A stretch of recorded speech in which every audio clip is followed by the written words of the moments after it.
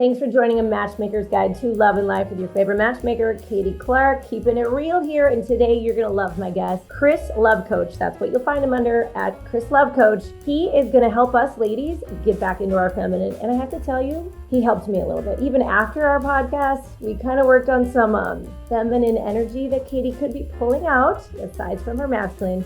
So here is what he is going to be bringing today. Chris is a relationship and polarity coach who helps you ladies, you high-achieving women, to stop chasing emotionally unavailable men and to attract deeply aligned masculine partners without abandoning yourself or your feminine essence in the process. His work helps women like you shift from anxious overfunctioning to embodied self-trust.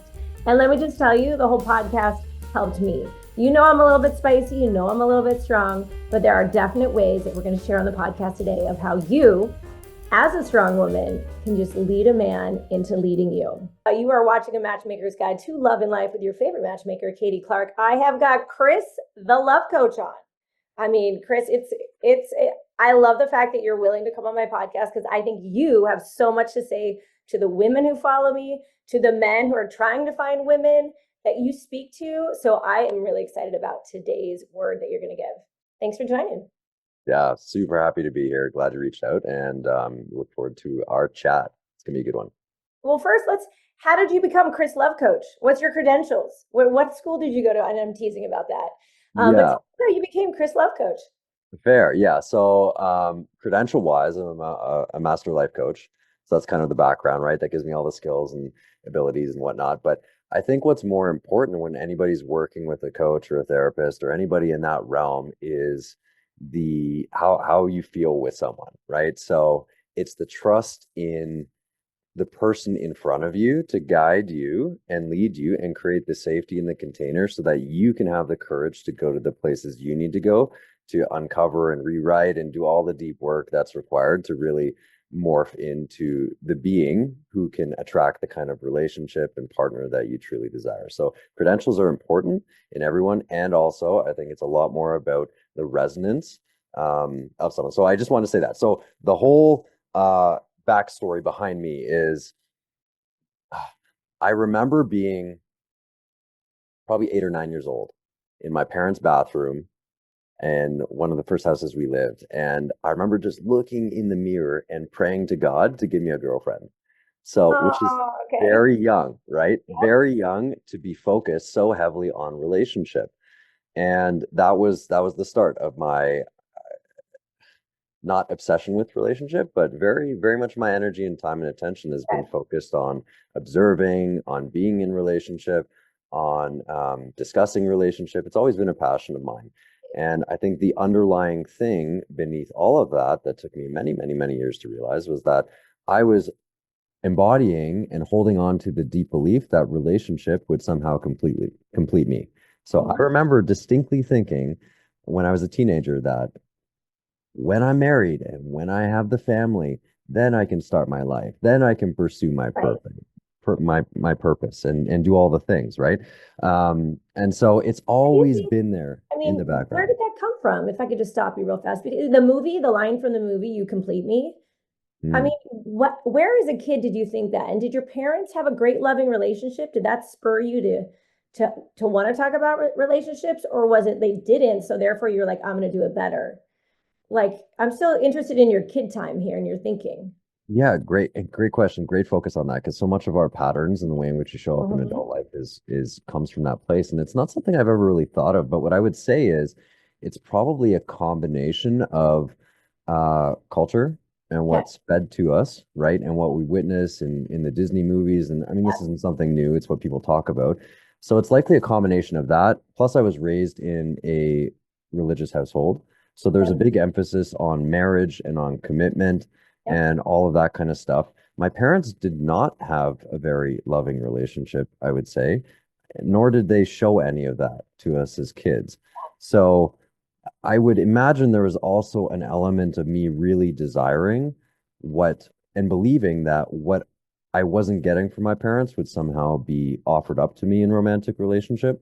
Whether that was what was portrayed in movies and films and a lot of the books I read. I was a big reader as well. And I remember being really into romance novels, which is atypical for a boy, right? But it was fulfilling that that desire within me to experience what I suspect I probably wasn't getting from my parents and what I So crave. when did you get your first girlfriend? Oh, geez. I had my first girlfriend in grade one. Yeah, very early. Okay.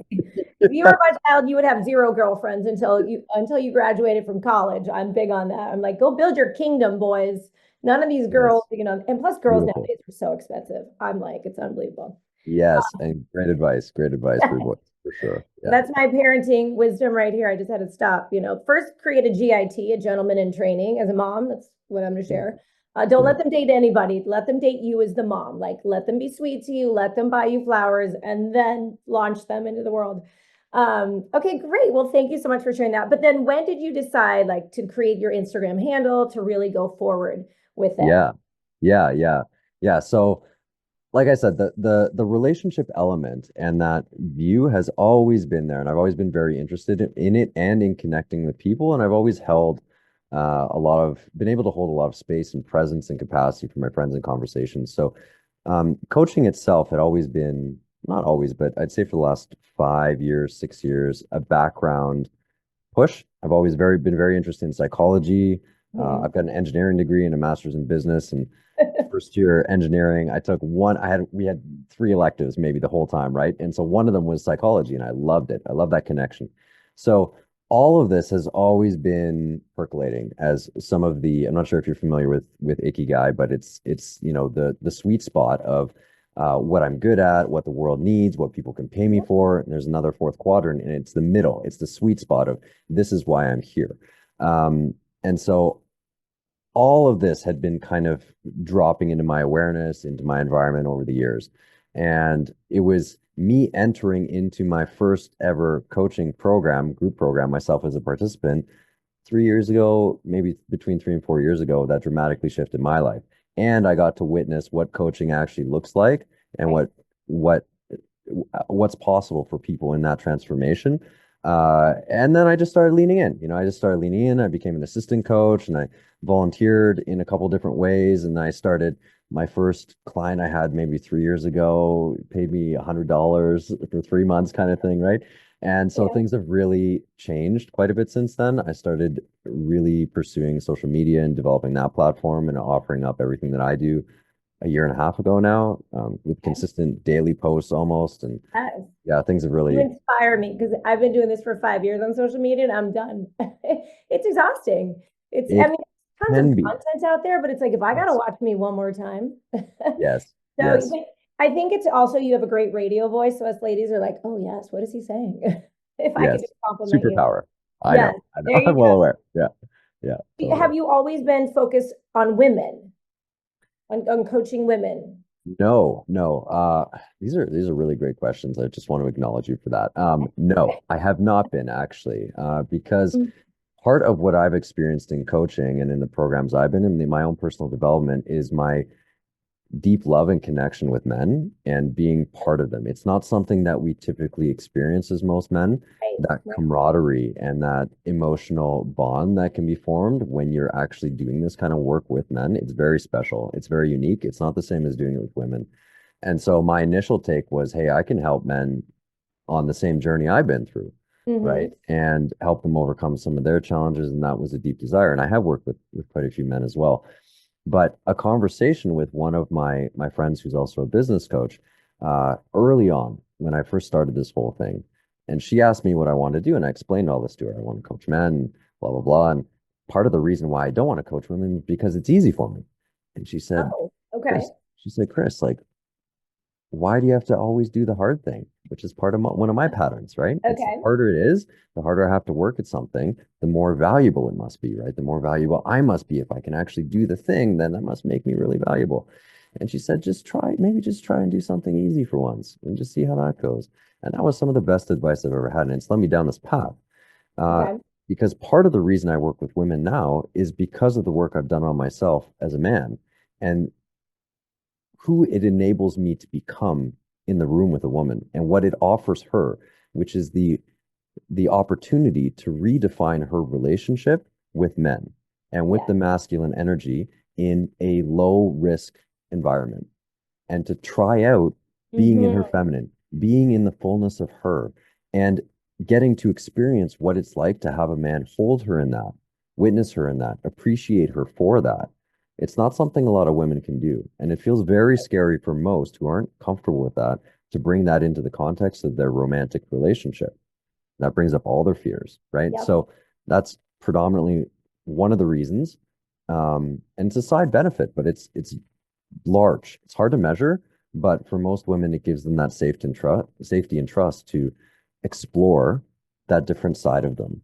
Yeah. Uh, I yeah. mean, the women that I know that you're reaching are the women that I work with. So as a matchmaker, I only take male clients because I can tell you females are very difficult to work with. Their expectations. It's so I don't take female clients, but I do match these women with my clients. So I'm always on the phone with them, chatting with them. And I so appreciate what you do because I'm more the practical application of what are you wearing on the date? How are you Mhm. responding to his text messages? Like, are you being thoughtful? Like, I'm a little bit more the pragmatic side where you're the heart side of it, where I get these women who look amazing, they're beautiful, they take good photos, which I appreciate as the matchmaker, but inside they're a mess. Yeah. And it's been really hard, especially with this new boss babe mentality. And Mhm. then you've got the women who are divorced and had to go back out and I was that single mom who had to suck it up. I never had a career and I got $300 a month from my ex-husband and I just had to figure it out. So I got really strong, but really hard at the same time. It's hard to be really strong and soft, so Mhm. I just got a backbone that doesn't break and nobody's going to push me around. And I got to take care of these three kids. And, I was kicked to the curb by my ex husband. This is like thinking that I had. And so you've got the two different women who are 35, want to get married, but they're such a boss babe. They cannot find that feminine side. They tell me how much money they make on phone calls. Like, well, I make this much money and I'm so proud of me. And these are my accolades. And I'm like, girl, that doesn't sell to a guy. But I feel like Mhm. you kind of get to the deeper part of that. And even when Mhm. I'm dealing with women who are like me, like, well, I'm a single mom and da da da, I'm just too busy for men. Well, that doesn't sell with men either. I'm here trying to like broker the deal here, but you're doing the harder work with women. So I would love for you to even share a little bit more. I mean, you talked so much about masculine and feminine, so I think we could even start right there. This whole Mhm. new terminologies. I mean, I'm 10 years older than you, and like I think this is like a 10-year new concept, even though it was always there. It is Mhm. such a big deal now. There's so much information about masculine, feminine. And I'd love for you to share how you look at those concepts and then how you relate it to dating. Mhm. Yeah. So great question. Masculine and feminine has been around a long, I mean, obviously since the dawn of human beings, right? Right, Because we right, all have both masculine and feminine energies within us. And it's referenced in so many spiritual teachings throughout the world. And like everything, there's nothing new in the world, right? And so right. now it's making a reoccurrence again in slightly different language than maybe was there last time. So it's not necessarily new information, but it can be very helpful in understanding our own patterns and also being discerning in what we desire in relationship and clear and intentional with that. So the masculine energy, we'll just start with that. So for most people, and there are caveats, uh, Mm-hmm. always and exceptions. So for most of us, we're on a sliding scale of masculine and feminine, and we can flip flop in the relationship back and forth, and all that is fairly normal. But for most of us, we sit somewhere on the scale of, let's call it for most men, it's 70% masculine energy. That's where they feel most Okay. comfortable. That's where they feel most empowered, most alive. And for most women, it's 70% feminine energy in romantic relationship. Okay. And I'll speak to outside of that as well.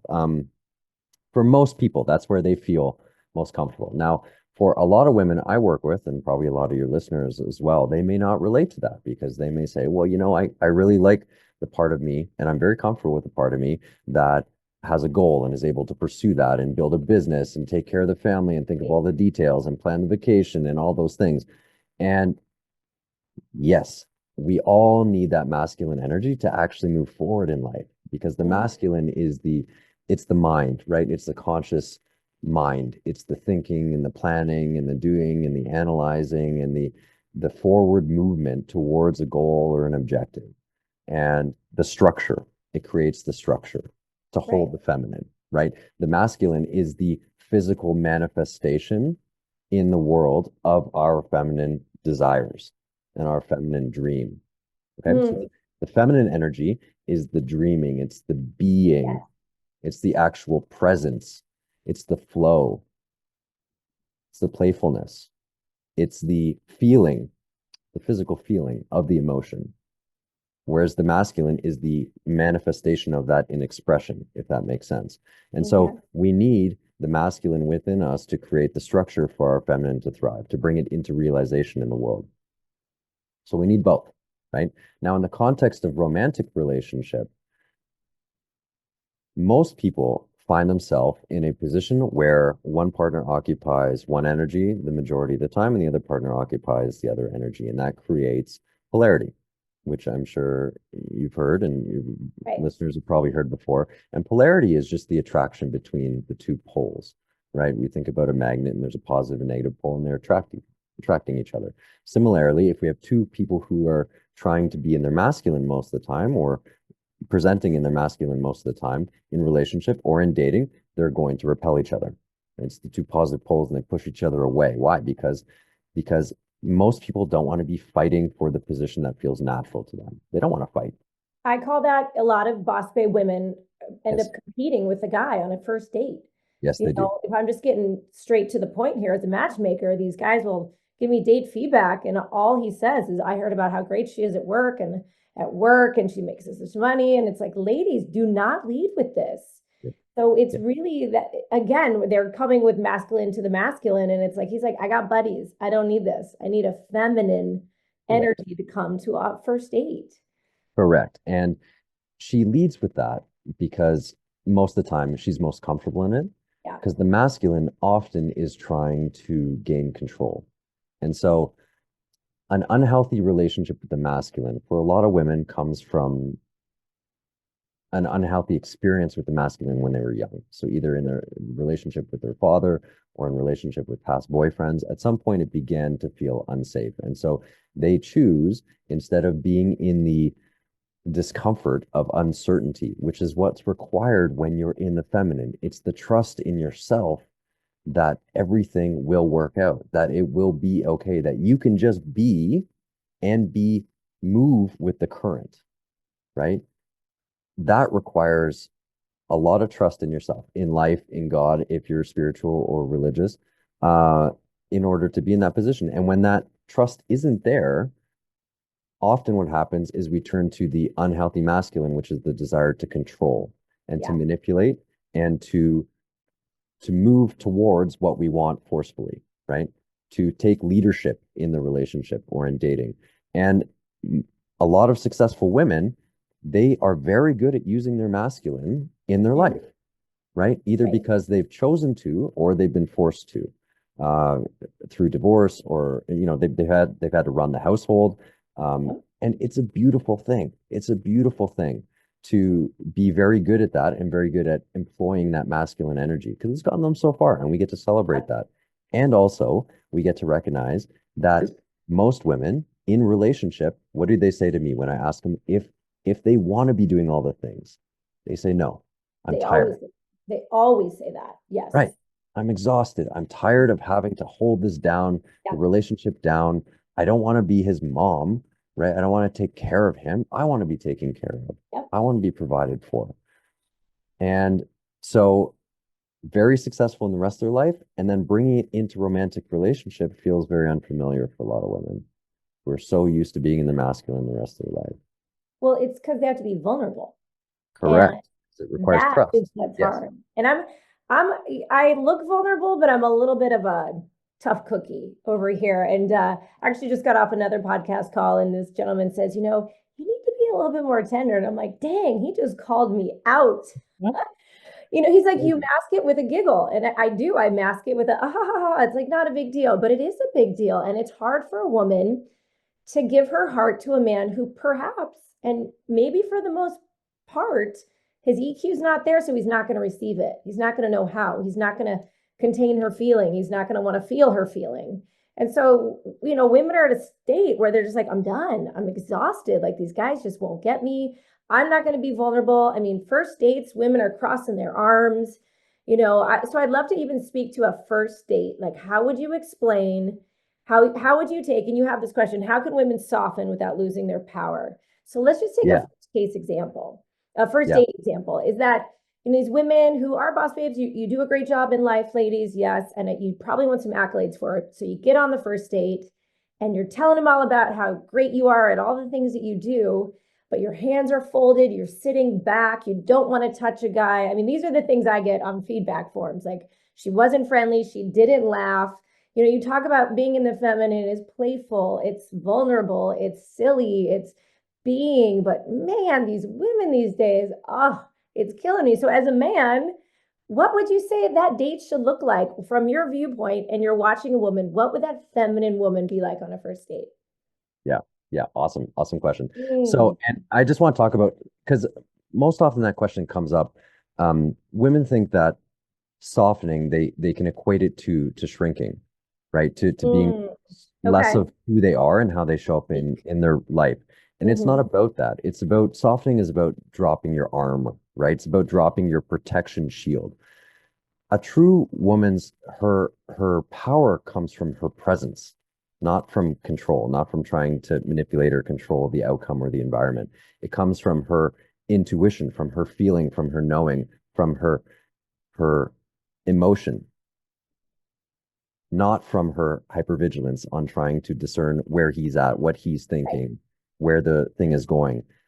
When she's in her feminine, she's not passive, she's magnetic, right? She doesn't need to dominate or control the room to lead it. She leads through her energy. She leads through her emotion, through her vulnerability, through her expression, through her openness. So, what you said is all beautiful. Now, on a first date, what does that look like? First, what I would say is for women to get into that state, you can consciously tap into your feminine, right? It's and all of this is out there. Nothing I'm saying is new, but just put on a song that feels good for you and flow to it. Allow your body For the to move date, to it, on the drive, right? absolutely. While Exactly. you're And I'm getting not ready, talking. I have a first date Yes. playlist. Like when I Yes. was single, I'm every woman. It was all Yeah. like she's a brick house. Like all these build me up, and I even have a bracelet, like a badass bracelet. Like I'm a badass, like, but I'm fun, and so I would always have a little sparkling water in a wine glass before I. You've got to rally before a first date, ladies. Yeah. They're Yeah. coming off of work, they're exhausted, they show up, they look it, they seem it. So, yes, I love this suggestion. You've got to tap in, as you were saying, to get to Yeah. that spot. Yeah, because music has the ability to bring you into your body, right? Yeah. And the feminine energy exists in the body. It doesn't exist in the mind. And this is true. This is a great transition for women who are in relationship as well, who are in their masculine, in their day job, in their life outside of the relationship, but they want to be in their feminine in the relationship. You get to make a conscious choice to transition, right? To sit in your car in the driveway before you walk in your home with your partner, your boyfriend, or your husband, and actually drop into your body. And it takes effort. It Yeah. takes effort to make that Yeah. transition, and it can become easy. So, first date, absolutely. Try to connect to your feminine, try to connect to your being. And what we're trying to do is really tune into what's alive for you right now, what's existing in your body, what feeling or emotion are there, right? And then Mm-hmm. you're already in the pocket. You're already in the pocket when you drop in.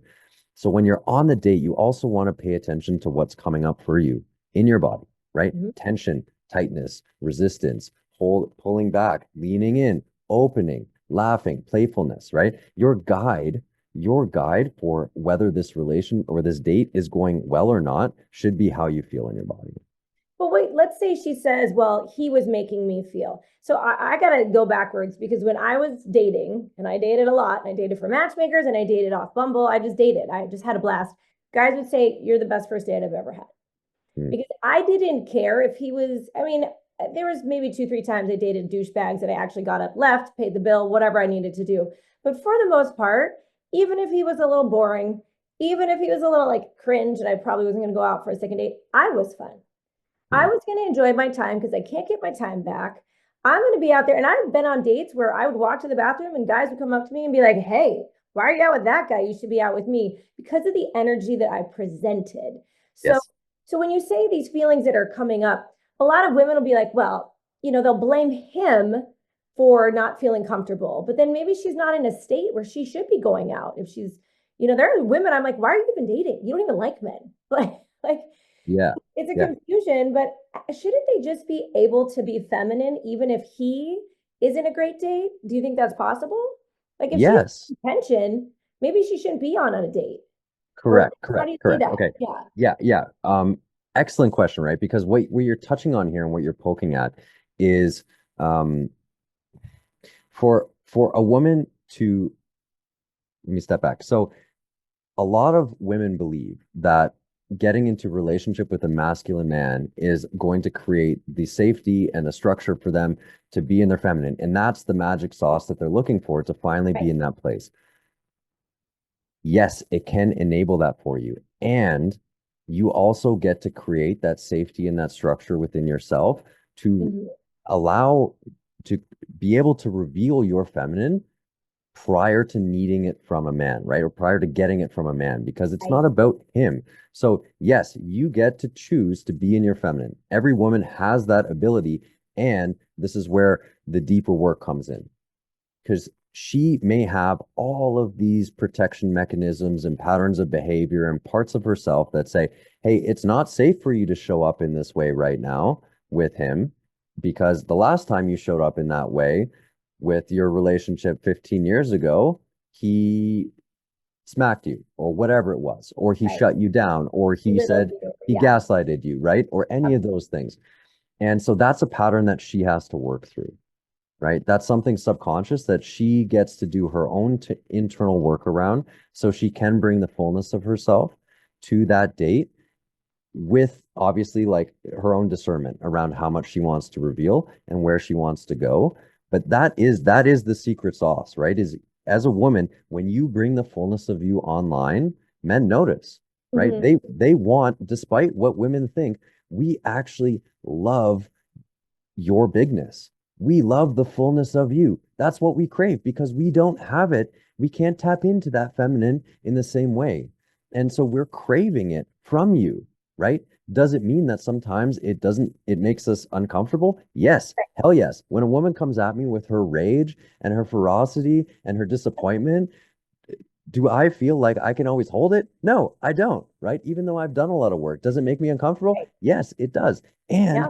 that's also the beautiful thing that enables my masculine leadership to lead the relationship and the date in the direction that is in alignment for both of us. It's your feminine expression that informs me and gives me the information to lead us forward. So I went on a bit of a tangent there. Oh, But beautiful question, right? Beautiful question, because if she can't bring her feminine, there's something going on for her.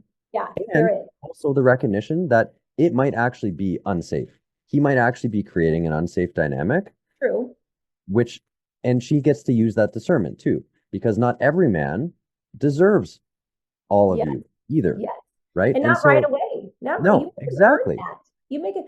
And I mean, a He lot of does. women get text messages like, send me a naughty photo. It's like, ladies, you hold that. You say you'd have to earn that, buddy. And like, you're far from it right now. Like, you be direct and throw it right back at him.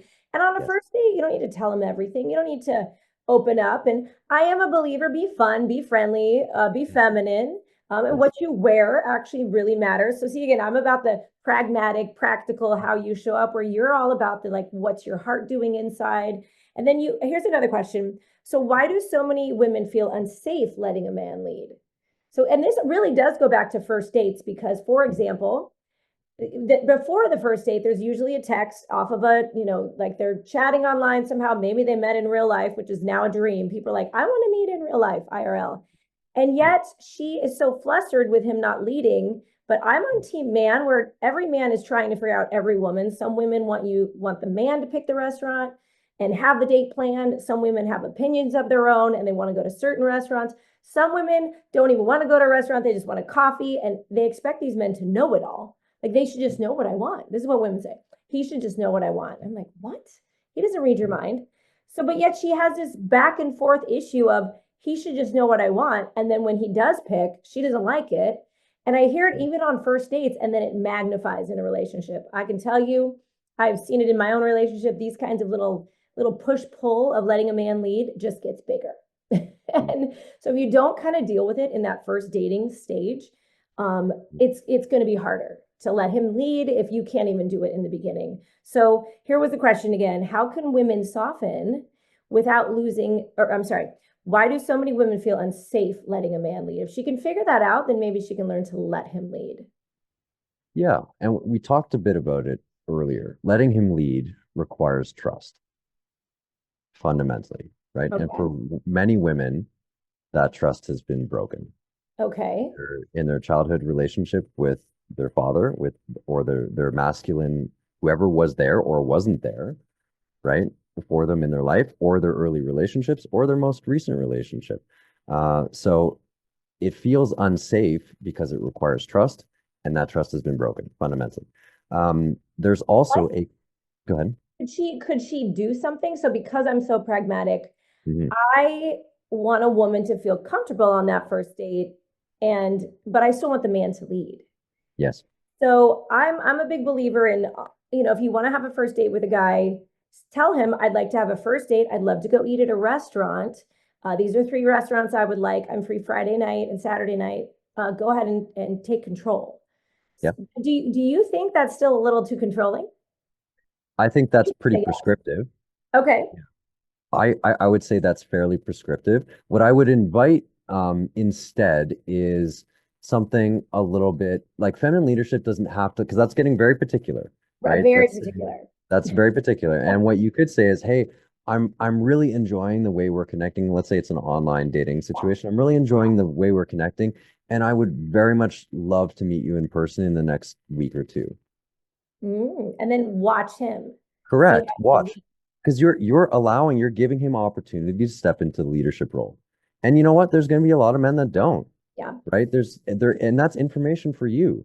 And this is where it gets really hard because a lot of women want to give men opportunities and chances, especially if they've had good connections so far. But he's informing you with his action, right? And it doesn't mean you have to cut it off right away. It doesn't mean you got to walk away right away. But if he doesn't create something, an opportunity for you to meet and move the relationship forward, in the form of a physical interaction in the next week or two, you can say, hey, listen, like, I thought this was going to go somewhere and I'm feeling myself pull away a little bit. Once again, you're tuning into your feeling and what's alive for you, and you're bringing it into the relationship, into the dating context. I'm feeling myself pull back a little bit, and I don't really want that to happen. There's another piece of information for him, right? You're telling him, hey, like, I'm going to leave. If you don't do something here, I'm going to leave. I told you what to do. Like, I told you I Yeah. want to see you. See, that's And the I'm talk not I doing like, it. a little bit more like direct.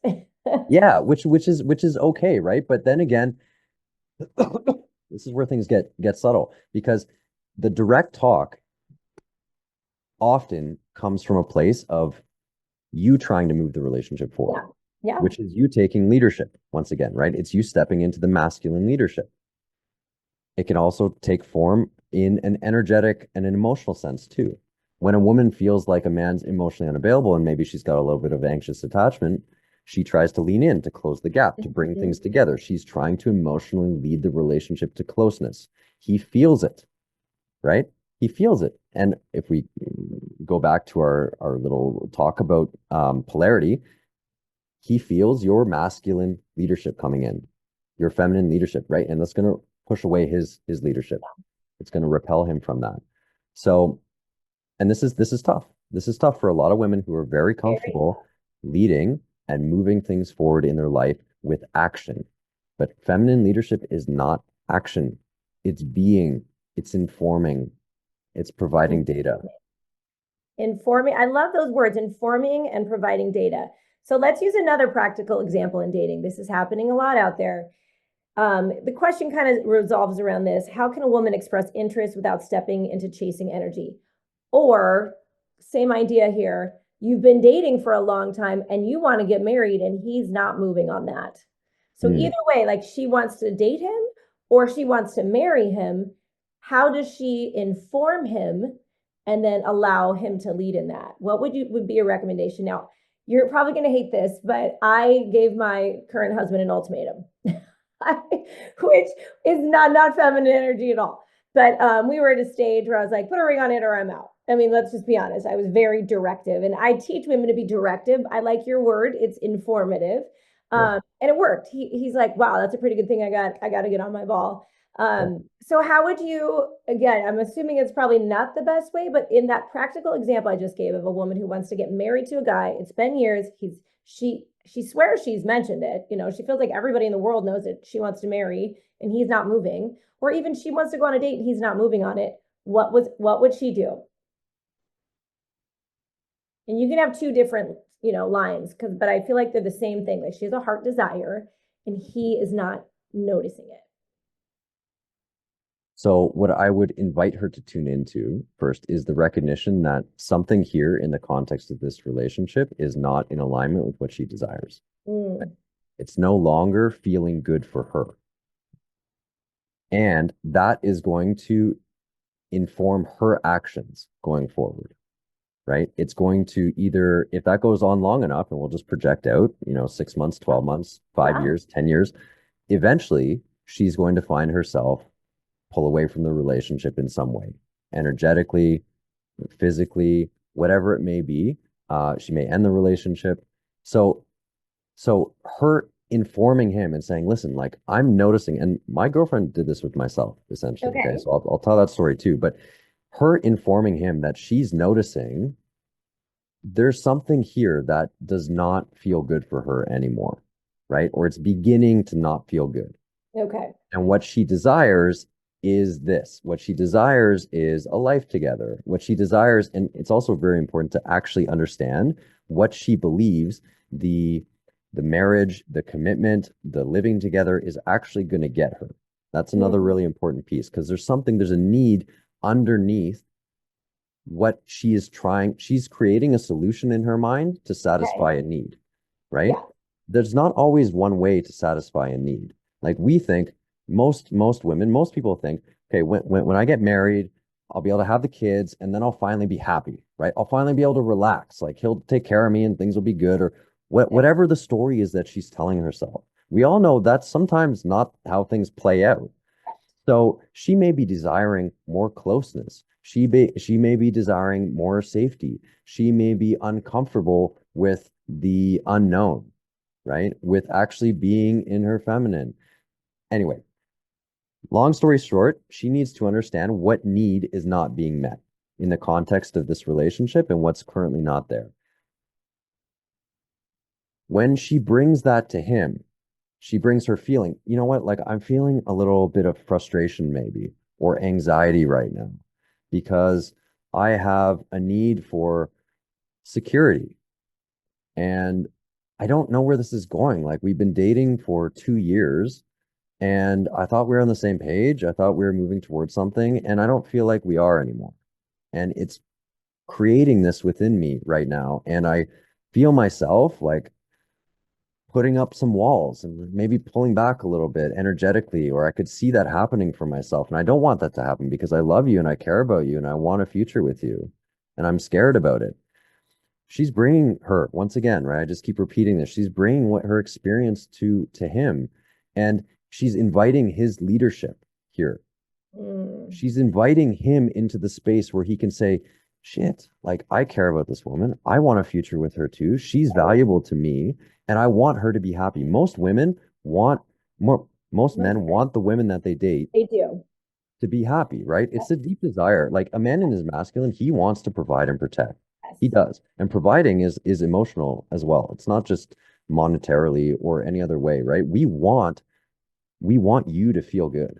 Trust me, Yeah. we do. It's very important for us. And so you're giving him the ability to do that. Like you're literally teeing up the ball for him to hit a home run here. And how, once again, the actions he takes or does not take, they inform you. They inform you. And then you get to back up your eventual standard or boundary with action, right? Yep. And it will happen on its own, even if you don't take intentional action. But it might mean you pulling away and having that conversation that you did, right? Which is saying, listen, like, I'm gonna leave. Like this is the bottom line And here. it wasn't like I threw Of this course. out of the blue. Yeah, So of course, right? I And was so kinder and kinder, and then I got a little saucier and saucier, he's prepared, right? And like it will feel so much Hmm. better for a man to take your information and feel like he's doing the leadership in the Yeah. relationship. It'll feel so much better for him than being put in a position where, and not wrongfully, right? Because you're still giving him the opportunity to change and show up for the both of you. And that's beautiful, right? Acknowledge you for that. And it also feels for most men like it's pressured, like it's not them making the choice here, which just doesn't feel the best. for us or for you, because you don't want But to be in the that position either. Yeah, the interesting thing though for me, and I'm just going to give another scenario, is I was doing it for months. Like I had kind of made it fun and whimsical and said, I want a taken ring just so people know I'm taken. Like we've been dating for years and I don't like getting picked up on. I want a ring on my finger. And so I made it whimsical and fun and he was kind of open to it. And so we are going through the motions, but his thing was he needed his ducks in a row. And Mm, as a woman, it's like your ducks will never be in a row because ducks don't stay put. Like, please, putting a duck in a row, they're moving while they're going in the row. So I was not the most patient about it, but I also knew my timeline as a woman. And I think we're speaking to a lot of women who have given years to these guys and they're just like, that's it. I either need to go have some babies with somebody. I mean, thank goodness I wasn't, my babies were done. But I also just knew like I didn't want to be 55 and single. I wanted to be married by 50, and that was a dream and a goal. And I'd invested in that man, and he'd invested back. And I think he needed a little smack in the head at the very end of it all, and he did it. But I love your feminine approach. You said, she needs to speak to her experience. And mm, again, tone and timing is everything, ladies, because I can be a little like, whoo, I'm a red personality wise, and us reds, we're like New Yorkers. We just say it like it is, but I could work on my redness. And invite his leadership. Like yeah, what a great way for us to really look at it as little boss babes around here. To really allow that truth to be truth rather than rearrange it so that you kind of make it what you want it to. That happens a lot with women too. I see them rearranging it. Well, I'll just give him this a little bit more and I'll just wait around. And even though he's kind of said to you, well, I'm not really ready, but again, you encourage these women to really go back to their feelings. And 100%. that's a vulnerable space.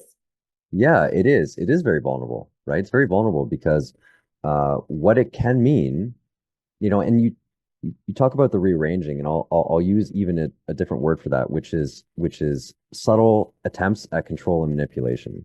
And these are the patterns that I work with women on, right? Is the sneaky parts of us that try to massage our message, that try to contort it a little bit so A that little bit. it's received in the way that we want. So Right. he does the thing we want, right? Right. Or so the relationships takes the course we want. And so all of that are these little attempts to manipulate the environment. They're little attempts to control. Once again, masculine energy, right?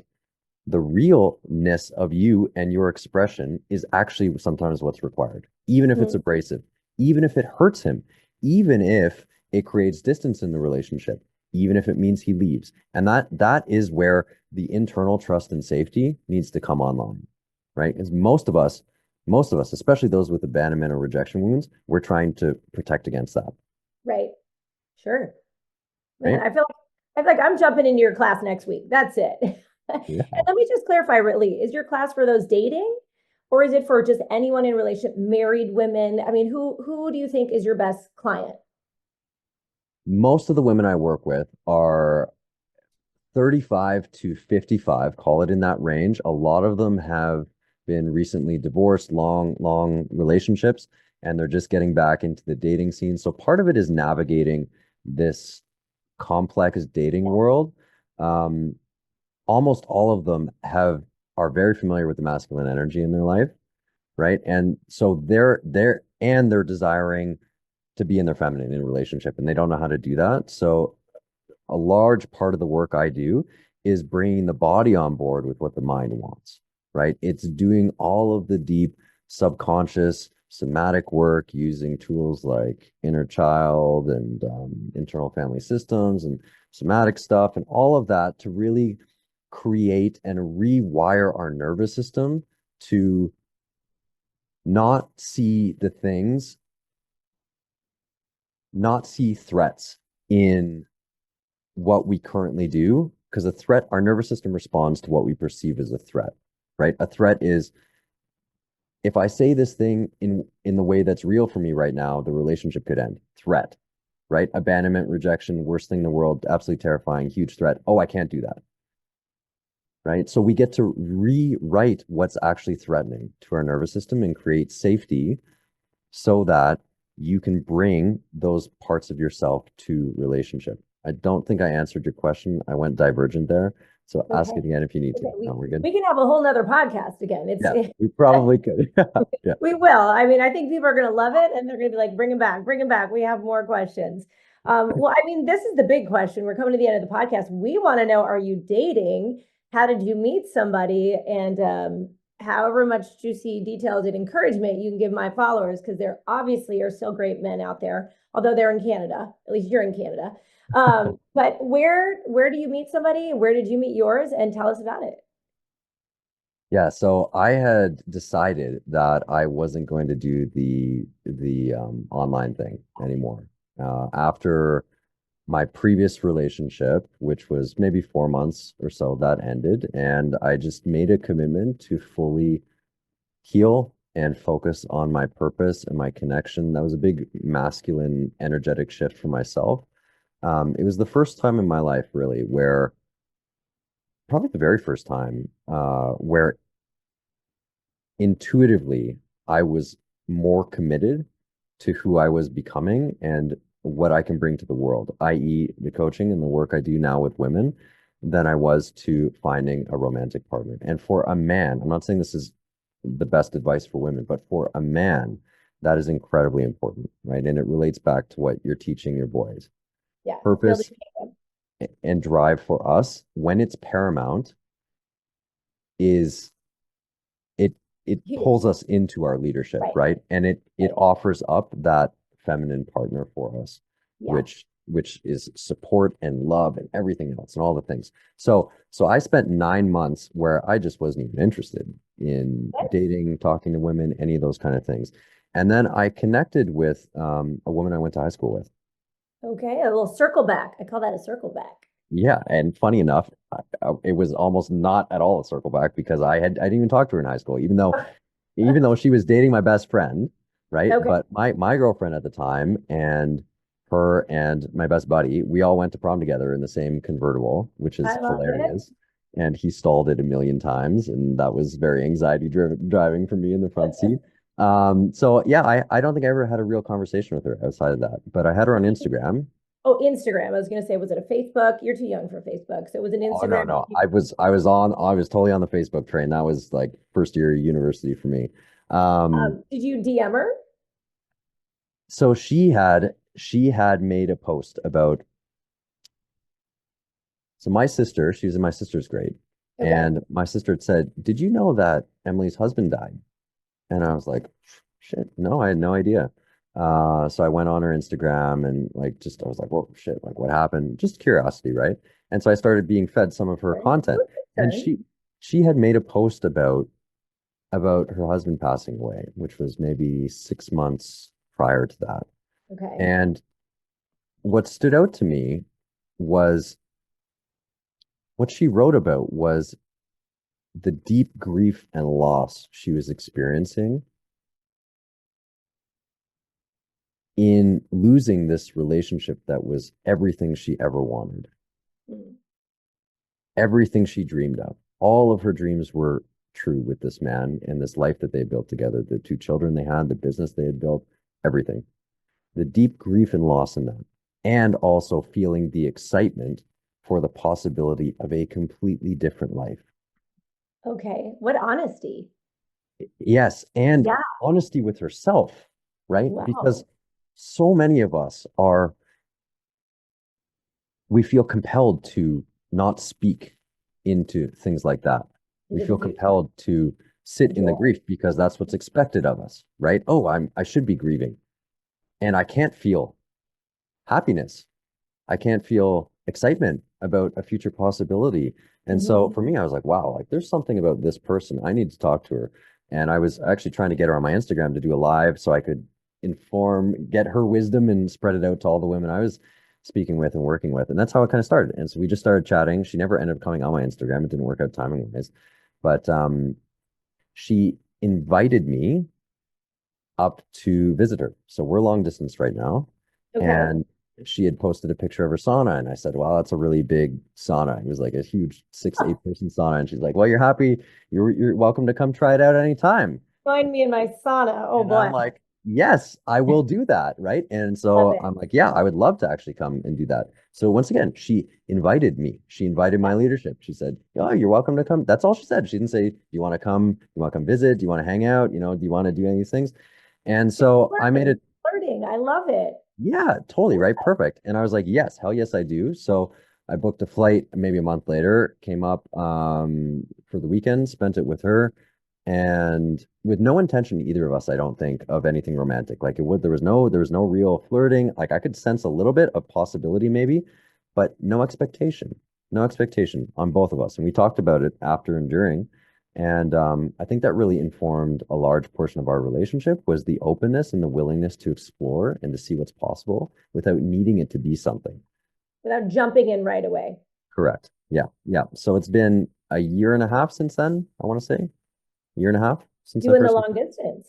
We are long distance. Yeah. Okay. I have a whole podcast on long distance dating. My husband and I were long distance for 5 years Mm, because I was raising my kids, finishing that season out. And there's definitely some little tricks to that season of how to make yes. it more safe, more secure, more fun, more deliberate.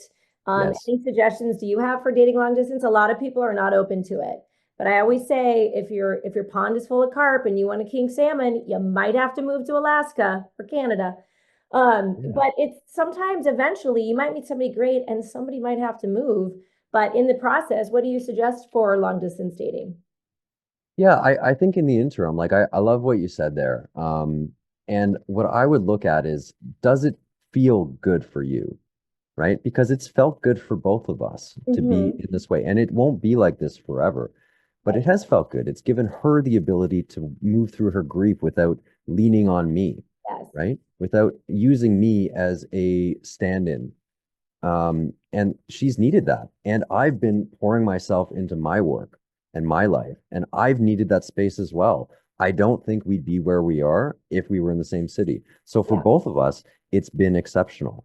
And it's allowed for deeply committed, intentional time together when we do get Yes. together, which has been still once a month, once every 4 to 6 weeks. And we've done some traveling as well. And all that's been great. So it can be long distance can be amazing. It can be. And but you need, like every relationship, you need to put in effort, right? So I talk to her every day on the phone. Not that that is a requirement by any means or a commitment we've made to each other, but we do it. We do it because we both enjoy the connection, right? Like I said, I also spend every 4 to 6 weeks, usually 4 or 5 full days where I'm cleared my schedule, I'm Yeah. fully present, and we're committed to spending that time and deepening our connection.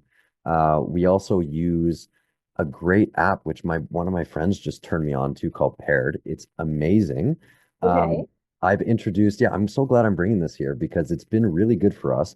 So just it has daily quizzes and questions and things Cute. that are really meant to inspire conversation. And this is Mhm. something I'd recommend for everybody, right? It really brings to light some of the things that are left unsaid, or in the background that you might not even be conscious of, and it invites that deepening of connection and moving the relationship towards a more expansive one, Right. a What a more great, aligned I one. love practical steps, practical, helpful things and questions.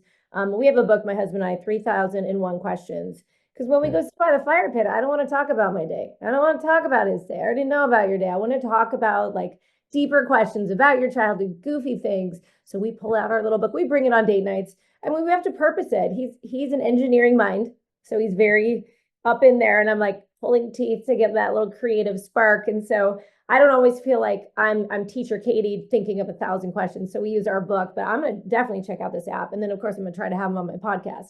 But so I would just want to thank you so much just for even in me imparting some wisdom of just bringing that softness, leaning into my feelings. I think every woman who's been listening is going to be like, yeah, no matter how feminine you are, we could be doing it better. And really pulling out the leader in our man, because I do believe every man wants to make his woman happy. And we have every opportunity to let him be our hero. And just so thank you for the reminders for myself. And I definitely want to have you back. So how can people find you? Tell them what they need to know so that they are plugging into your stuff too. Yeah, totally. So I'm on Instagram and TikTok right now, soon to be potentially on Pinterest. I'm also on Facebook, not super active on there. Instagram and TikTok are the places to be right now for me. I've got a website launching soon as well, but Chris Love Coach, super easy. Yeah. That's my handle on both Instagram and TikTok. You can find me on there. I post daily videos, 99% of days. Soon to be expanded into group programs and all sorts of things as well. So lots coming for sure. Love it. Well, you will keep me posted and I'll let you know when this podcast comes out and then we'll book another date and down the road and we'll see where we're at then. So thanks so much for joining A Matchmaker's Guide to Love and Life with your matchmaker, Katy Clark. And thank you for joining us, Chris, the Love Coach. Until next time. Thank you. All right.